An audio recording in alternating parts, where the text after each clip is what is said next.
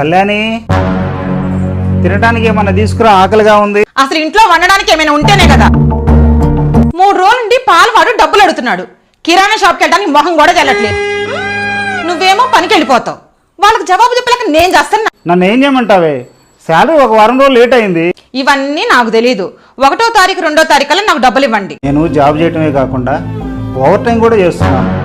మగాడు ఎంతో కష్టపడి ఎన్నో టెన్షన్స్తో ఇంటికి వస్తాడు. ఇంటికి వచ్చాక భార్య ప్రశాంతంగా ఉండనివ్వకుండా గొడవ పెట్టుకుంటే ఎలాగే? మగాడు తన కోసమే కష్టపడాడు.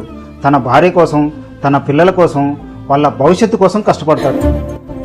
ఇదిగో, ఎవరికి ఎంత ఇవ్వాలో ఇచ్చేసి. భర్త ఇంటికి రాగానే భార్య నవ్వుతూ మాట్లాడాలి. నన్ను క్షమించండి, మిమ్మల్ని అర్థం చేసుకోకుండా తప్పుగా మాట్లాడాను.